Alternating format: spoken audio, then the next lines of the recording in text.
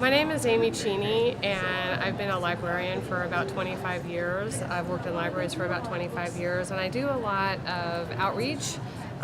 So I've worked with very, very low literate level populations, places where people haven't seen themselves reflected in books or have never read a book, the whole book, and just been excited and love to read.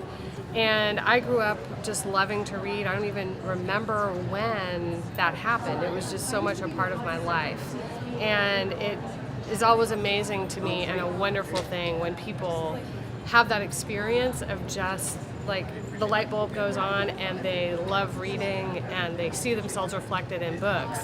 And I found two books on the shelf here that I read when I was in college, and that really impacted me. And I randomly opened them up, and I feel like I don't even want to say what the title is, because listen to this. What is your name? A tremor shook me. It was as though he had suddenly given a name to, had organized the vagueness that drifted through my head, and I was overcome with swift shame. I realized that I no longer knew my own name.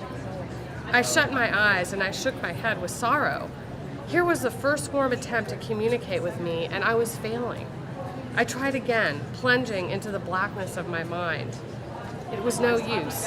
I found nothing but pain. I saw the card again, and he pointed slowly to each word. What is your name? I tried desperately, diving below the blackness until I was limp with fatigue. It was as though a vein had been opened and my energy siphoned away. I could only stare back mutely. But with an irritating burst of activity, he gestured for another card and wrote, "Who are you?" Something inside me turned with a sluggish excitement.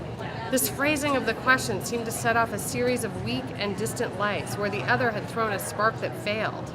Who am I asked myself. It was trying to identify one particular cell that coursed through the torpid veins of my body. Maybe I was just this blackness and bewilderment and pain, but that seemed less like a suitable answer than something I'd read somewhere. Don't you want to read more? Doesn't this relate to you, to us, to everyone? Why is this banned? I cannot imagine.